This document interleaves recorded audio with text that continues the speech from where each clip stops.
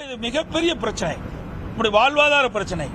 Delta மாவட்டம் ஒரு பாலைவனமாக ஆகிவிடும் என்ற அச்சத்தில் விவசாயிகள் இன்னைக்கு இருந்து கொண்டிருக்கின்ற இந்த வேளையில் திராவிட முன்னேற்ற கழகம் அவருடைய நாடாளுமன்றங்களும் நாடாளுமன்றத்தில் இதை எழுப்ப வேண்டும்.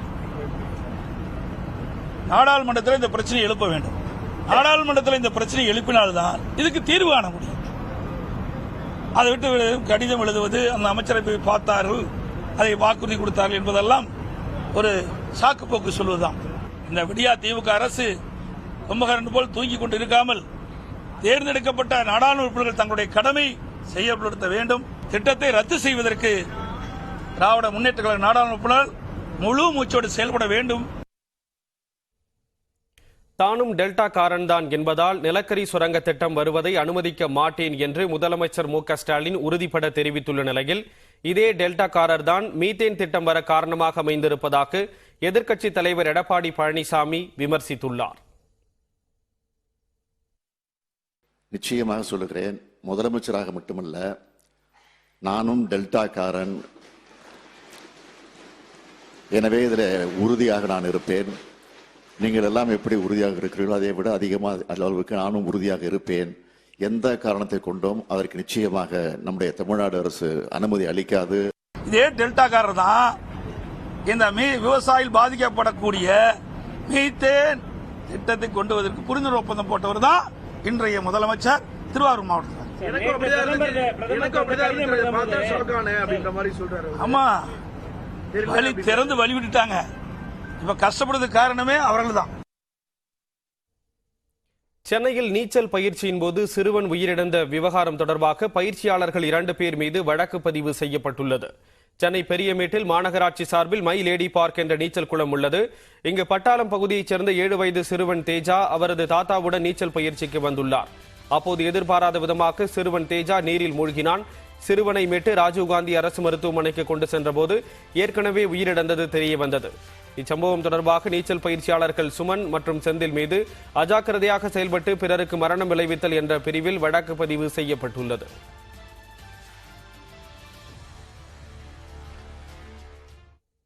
சென்னை பெரியமேட்டில் உள்ள மை லேடி பார்க் நீச்சல் குளத்தில் மூழ்கி 7 வயது சிறுவன் உயிரிழந்த நிலையில் நீச்சல் குளங்களில் சிறுவர்களுக்கு பல்வேறு கட்டுப்பாடுகள் விதித்து சென்னை மாநகராட்சி உத்தரவிட்டுள்ளது. அதன்படி மாநகராட்சி நீச்சல் குளங்களில் 10 வயதுக்குட்பட்ட சிறுவர்களை அனுமதிக்க கூடாது என்றும் 14 வயதுக்குட்பட்ட சிறுவர்களை நீச்சல் தெரிந்த பெற்றோர்கள் அல்லது பெரியவர்கள் துணையில்லாமல் அனுமதிக்க கூடாது என்றும் தெரிவிக்கப்பட்டுள்ளது. இதேபோன்று 3.5 அடி ஆழத்திற்கு மேல் உள்ள நீச்சல் குளங்களில் 4 அடி உயரம் குறைவாக உள்ள சிறுவர்களை அனுமதிக்க கூடாது என்றும் நீச்சல் குளங்களில் டைவ் அடிப்பது போன்ற சாகசங்கள் செய்ய அனுமதி இல்லை என்றும் அறிவிக்கப்பட்டுள்ளது. இந்த விதிமுறைகளை முறையாக கண்காணிக்காத ஒப்பந்ததாரர்கள் மீது நடவடிக்கை எடுக்கப்படும் என்றும் தெரிவிக்கப்பட்டுள்ளது. மேலும் மை லேடிஸ் பூங்கா நீச்சல் குளத்தில் சிறுவன் உயிரிழந்த விவகாரத்தில் பாதுகாப்பு விதிமுறைகளை முறையாக பின்பற்றாத ஒப்பந்ததாரர்களுக்கு நோட்டீஸ் வழங்கப்பட்டு நிர்வாக ரீதியாக உரிய நடவடிக்கை எடுக்கப்படும் என்றும் சென்னை மாநகராட்சி தெரிவித்துள்ளது.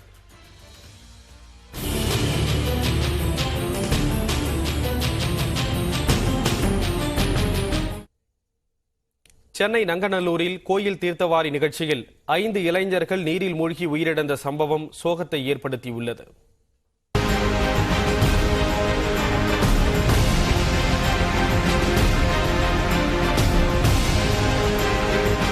நங்கநல்லூரில் அமைந்துள்ள தர்மலிங்கேஸ்வரர் கோயிலில் பங்குனி உத்திரத்தை ஒட்டி தீர்த்தவாரி நடைபெற்றது. கோயிலில் இருந்து 200 மீட்டர் தொலைவில் உள்ள குளத்திற்கு சுவாமி பல்லக்கை சுமந்து சென்றனர். அங்கு அர்ச்சகர்கள் உட்பட 20க்கும் மேற்பட்டோர் குளத்தில் இறங்கி சுவாமிக்கு தீர்த்தவாரி செய்துள்ளனர். அப்போது ஒருவர் சேற்றில் சிக்கியதாக கூறப்படுகிறது. அவரை காப்பாற்ற சென்ற 4 பேரும் அடுத்தடுத்து நீரில் மூழ்கினர். இதில் ஒரு இளைஞர் நீரில் மூழ்கிய வீடியோ காட்சி வெளியாகி அதிர்ச்சியை ஏற்படுத்தியுள்ளது.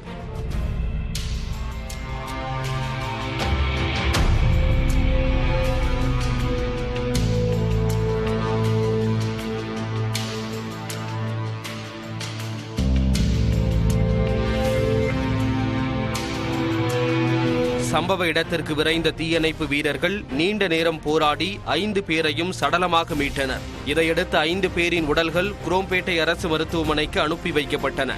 உயிரிழந்த 5 பேரும் 24 வயதான சூர்யா, 22 வயதான ராகவன், 23 வயதான யோகேஸ்வரன், 18 வயதான ராகவன், 20 வயதான பானேஷ் என்பது தெரியவந்தது. இங்கே தர்மலிங்கேஸ்வரர் கோயில்ன்றதுங்க அது வழக்கமாக வந்து தீர்த்தவாரி நிகழ்ச்சி பண்ணுறாங்க.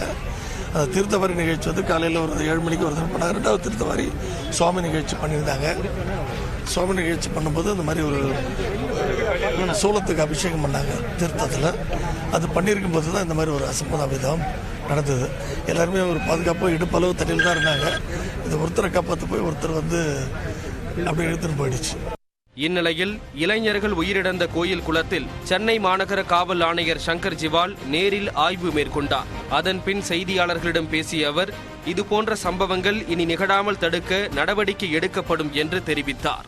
குறிப்பிட்ட அவங்க ஒரு ரிச்சுவல் பண்ணும்போது ஸ்லிப் ஆகி அதை மீதி பேர் காப்பாற்றது போனனால்னா அந்த மாதிரி நடந்து சொல்றாங்க. பட் அது விசாரணை விஷயம் இன்னும் அதில் அந்த 5 பேர் கொஞ்சம் பாத்துக்கிருக்காங்க தெரியுது. பப்ளிக் பொறுத்தப்படி என்ன தற்சயமா பிக்கெட்டுக்கு மட்டும் போட்டுட்டு இங்க கூட்டம் போட சொல்றோம். அடுத்த பஞ்சாயத்துல கேட்டுட்டு சொல்றாங்க ரொம்ப இந்த டீப்பர் சொல்றாங்க. அதுக்கு பாய்ஸ் வைக்கணும், பாய்ஸ் அவங்க லிமிட் மாதிரி பார்த்து வைக்கணும், ஏதாவது என்ன வைக்கணும் அதை அவங்க முடிவு பண்ணுவாங்க. அது ஸ்டடி பண்ணோம். இதை டக்குன்னு அதை பதில் கொடுக்க முடியாது. பட் இன்னும் நடக்காம பாத்துறத நம்ம முயற்சி கட்டாயம் பண்ணுவாங்க. 2 ஆண்டுகளுக்கு முன் இந்த குளம் மறுசீரமைக்கப்பட்டு அப்பகுதியில் பலர் நடைபயிற்சி மேற்கொண்டு வருகின்றனர். குளத்தின் ஆழம் அதிகமாக உள்ளதால் அதில் யாரும் இறங்க வேண்டாம் என்று மூவரசம்பட்டு பகுதி மக்களுக்கு ஏற்கனவே எச்சரிக்கை விடுக்கப்பட்டுள்ளது. எனினும் எச்சரிக்கை குறித்து தெரியாதவர்கள் குளத்தில் இறங்கியது விபத்துக்கு காரணம் என்கிறார்கள் ஊர் மக்கள். குளத்தை பத்தி தெரிஞ்சிக்காம இறங்கிட்டாங்க, அதுதான் விஷயம். மற்றபடி இந்த ஊர் மக்கள் யாராவது மூவரசம்பட்டுல வந்திருந்தாங்கன்னா அவங்களுக்கு இது தெரியும். குளத்தை எல்லாம் அங்கே இருக்க பசங்க ஸ்விம்மிங்லாம் பண்ணுவாங்க, அவங்களுக்கு இது தெரியும். இப்போ அது இவங்களுக்கு யாருக்குமே நங்கநல்லூர் பக்கத்தில் இருக்கிறதுனால இவங்க அந்த கோயிலிருந்து வரவங்களுக்கு யாருக்குமே என்னுடைய ஆழத்தினுடைய தன்மை தெரியல. அதனால தான் நடந்திருக்கு. சம்பவத்தை நேரில் பார்த்தவர்கள் இதற்கு முன் இப்படி ஒரு நிகழ்வு தங்கள் பகுதியில் நடந்தது இல்லை என்று வேதனை தெரிவித்தனர். காலையில் பல நூறு மக்கள் வந்து வாக்கிங் போகிறாங்க, ஈவினிங்கும் வாக்கிங் போகிறாங்க. அது காலையில் இந்த சம்பவம் நடந்தது எங்களுக்கு ரொம்ப அதிர்ச்சியாக இருக்குது. ஏன்னா எங்கள் ஊரில் இந்த மாதிரி சம்பவம் நடந்ததில்லை, இந்த குளத்தில் நடந்ததில்லை. இந்த குளம் எப்போதுமே நாங்கள் வந்து தெய்வீகமாக தான் பார்க்கறது. இந்த குளத்தை இந்த குளத்தில் இந்த மாதிரி நடந்தது ஆழம் 25 அடியாக இருக்கும். 25லேருந்து ஒரு 30 அடி இருக்கும்.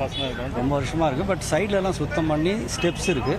இது எங்கள் அசோசியேஷன்லேயே எங்கள் தலைவர்லாம் எல்லாருமே ஒரு அறிக்கையும் விட்டுருந்தாங்க, இந்த குளத்தில் இறங்கக்கூடாது, சைட்லலாம் நடக்கிறதுக்கு தான் நாங்கள் போட்டிருக்கோம், இறங்கக்கூடாது. அதையும் மீறி இவங்க எப்படி இறங்கினாங்களா என்னன்னு தெரியல. திருவிழாவுக்காக காவல்துறையின் அனுமதி வாங்கப்பட்டிருக்கிறது. எனினும் போதிய பாதுகாப்பு நடைமுறைகளை பின்பற்றாமல் நீச்சல் தெரியாதவர்கள் குளத்தில் இறங்கியது விபத்திற்கு காரணமாக அமைந்துள்ளது. நியூஸ் 18 செய்திகளுக்காக ஒளிப்பதிவாளர் விக்னேஷுடன் சுபாஷ் பிரபு. இதனிடையே கோயில் தெப்பக்குளத்தில் மூழ்கி உயிரிழந்தவர்களின் குடும்பத்திற்கு முதலமைச்சர் மு.க. ஸ்டாலின் ஆழ்ந்த இரங்கல் தெரிவித்துள்ளார். உயிரிழந்த 5 பேரின் குடும்பத்திற்கு தலா 2 லட்சம் ரூபாய் நிவாரணம் வழங்கவும் அவர் உத்தரவிட்டுள்ளார்.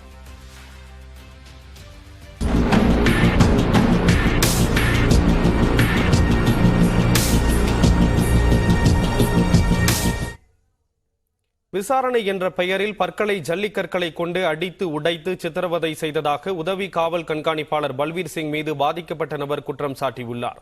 நெல்லை மாவட்டம் அம்பாசமுத்திரத்தில் விசாரணைக்கு அழைத்துச் செல்லப்பட்ட சிவந்திபுரத்தைச் சேர்ந்த இசக்கிமுத்து மற்றும் அவரது சகோதரர்களான செல்லப்பாண்டியன், மாரியப்பன் உள்ளிட்டோரை உதவி காவல் கண்காணிப்பாளர் பல்வீர் சிங் கொடூரமாக தாக்கியதாக குற்றச்சாட்டு எழுந்தது. அதைத் தொடர்ந்து பல்வீர் சிங் பணியிடை நீக்கம் செய்யப்பட்டார். இந்நிலையில் உதவி காவல் கண்காணிப்பாளரால் தாக்கப்பட்டு நெல்லை பன்னோக்கு மருத்துவமனையில் சிகிச்சை பெற்று வரும் மாரியப்பன் நியூஸ் 18 தொலைக்காட்சிக்கு பிரத்யேக பேட்டியளித்தார். பல்வீர் சிங் சார், நாங்கள் ஒரு 6 பேர், இந்த எதிர்பார்ட்டிங்க ஒரு 3 பேர், மொத்தம் 9 பேர். 9 பேரையும் எங்களை ஒரு ஆட்டோவில் கூப்பிட்டு போகிறாப்புல, ஸ்டேஷனுக்கு அம்பை ஸ்டேஷனுக்கு கூப்பிட்டு போகிறாப்புல. கூப்பிட்டு போய் எங்களை லுங்கி சாரத்தையும் சட்டையும் கழட்ட சொல்லிட்டு ஜட்டியோட உயிரை சொல்லிட்டாப்புல. அவர் யூனிஃபார்மில் இருந்தவர் அது போயிட்டு ஒரு டிஷர்ட்டு ஒரு ஆஃப் டவுசர் போட்டு வந்தாங்க. ஸ்டேஷனுக்கு உள்ளே ஒரு ரூம் இருக்குது, அந்த ரூமில் போக சொன்ன ஒவ்வொரு ஆளாக கூப்பிட்டு விட்டாங்க.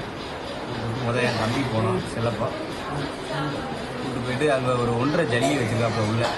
உள்ள நிறையா ஜல்லி வச்சுருக்காப்புல. அந்த 1.5 ஜல்லி அதை எடுத்துகிட்டு ஒரு 2 பேரை கையை பிடிக்க சொல்லியிருக்காப்புல. பிடிக்க சொல்லிட்டு தலையை அப்படியே பிடிச்சி மேலே உள்ள பல்ல அப்படியே தட்டுவார்.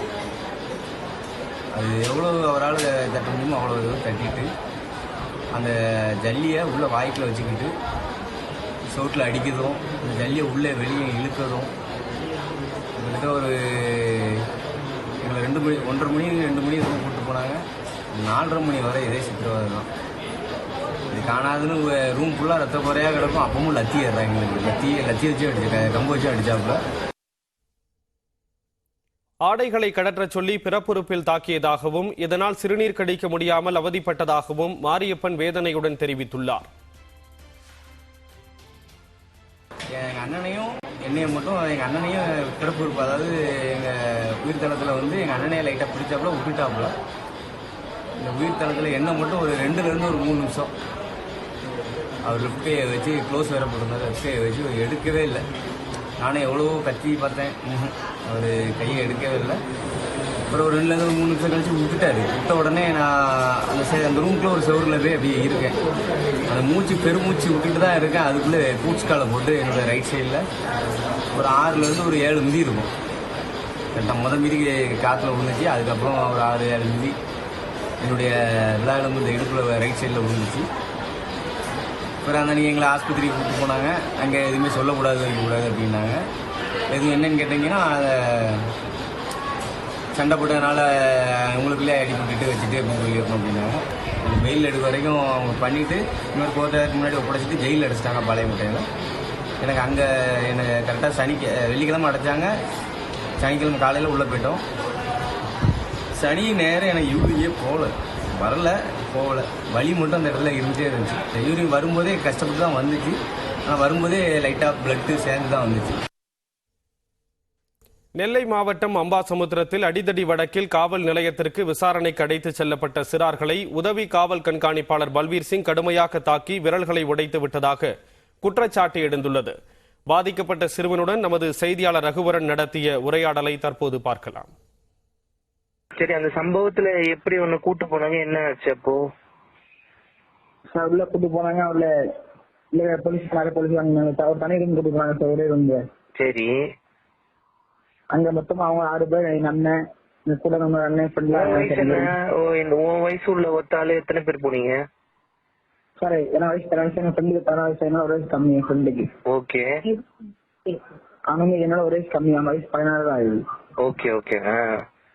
அவன் அண்ணன் அடுத்து போறவங்க அண்ணன் எங்க அண்ணன் வந்து. ஓ சரி சரி. என்ன பண்ண நீ போன இல்ல, நீ என்ன பார்த்தாங்க, என்ன சொன்னாரு, யார் இருந்தாங்க உனக்கு தெரியுமா, அடையாளம் தெரியுமா? சார் அந்த இன்ஸ்பெக்டர் சார் இருந்தாங்க சார், எஸ்ஐ சாரும் அந்த இந்தியா சார் இருந்தாங்க, பல்வீர் சிங் சார். ஓ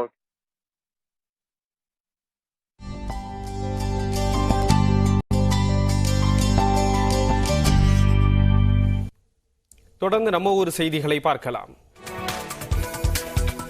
ஒகேனக்கல் காவிரி நீர்பிடிப்பு பகுதிகளில் பெய்த மழையின் காரணமாக காவிரி ஆற்றில் நீர்வரத்து 1500 கனஅடியிலிருந்து 3000 கனஅடியாக அதிகரித்துள்ளது.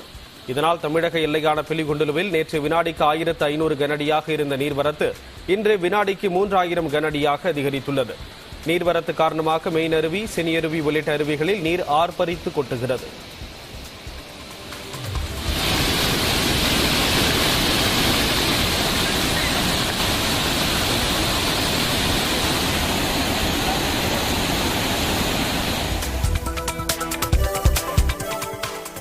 புதுக்கோட்டை மாவட்டம் காணப்பேட்டையில் ஓய்வு பெற்ற ஐஜி ஒருவர் தனது தந்தைக்கு கோயில் கட்டி குடமுழுக்கு நடத்தியுள்ளார். ஓய்வு பெற்ற ஐஜியான பெரியய்யா தந்தை மீது கொண்ட பாசத்தால் தனது சகோதரருடன் இணைந்து இதனை கட்டியுள்ளார். கருவறையில் சிவன் சிலையையும் கருவறைக்கு வெளியே இவர்களது தந்தை குருந்தப்பவன் சுவாமி குருவின் சிலையையும் நிறுவியுள்ளனர். பல்வேறு புனித தலங்களில் இருந்து கொண்டுவரப்பட்ட புனித நீரை கொண்டு குடமுழுக்கு நடைபெற்றது.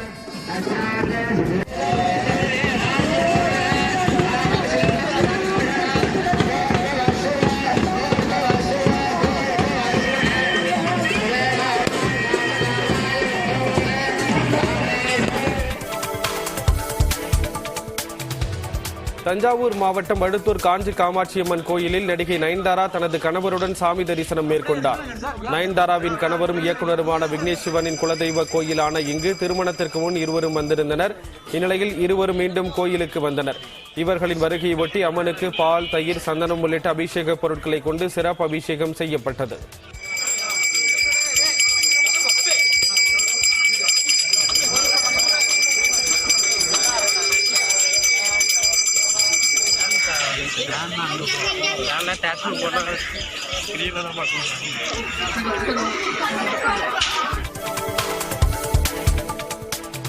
விழுப்புரம் மாவட்டம் முத்தாம்பாளையத்தில் உள்ள முருகன் கோயிலில் நடைபெற்ற பங்குனி உத்திர திருவிழாவில் பக்தர்கள் மிளகாய் அபிஷேகம் செய்து நேர்த்திக்கடன் செலுத்தினர்.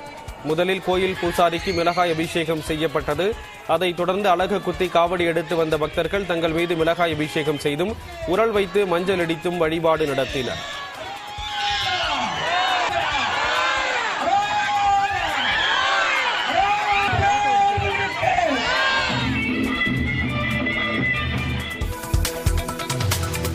தேனி அருகே கூடலூரில் காளியம்மன் கோயில் திருவிழாவை முன்னிட்டு இரட்டை மாட்டு வண்டி எல்கை பந்தயம் நடைபெற்றது. பெரிய மாடு, நடுமாடு, கரிச்சான் செட்டு, தட்டான் செட்டு என 4 பிரிவுகளில் போட்டி நடத்தப்பட்டது. இதில் மதுரை, திண்டுக்கல், தூத்துக்குடி உள்ளிட்ட மாவட்டங்களில் இருந்து வந்திருந்த 200க்கும் மேற்பட்ட ஜோடி மாடுகள் பங்கேற்று இலக்கை நோக்கி சீறி பாய்ந்தன.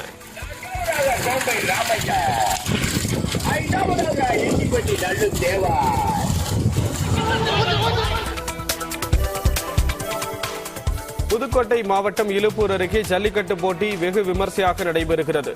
இருந்திராப்பட்டி முத்துமாரியம்மன் கோயில் பங்குனி திருவிழாவை முன்னிட்டு நடந்த ஜல்லிக்கட்டு போட்டியில் 700க்கும் மேற்பட்ட காளைகள் பங்கேற்றன.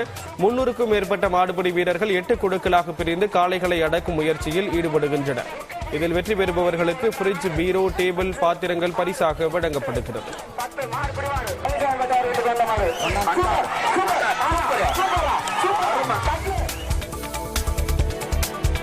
வேலூர் மாவட்டம் குடியாத்தம் அருகே முந்தி செல்வதில் ஏற்பட்ட பிரச்சினை தொடர்பாக சைக்கிளில் சென்றவரை ஆட்டோ ஓட்டுநர் தாக்கிய சிசிடிவி காட்சி வெளியாகியுள்ளது.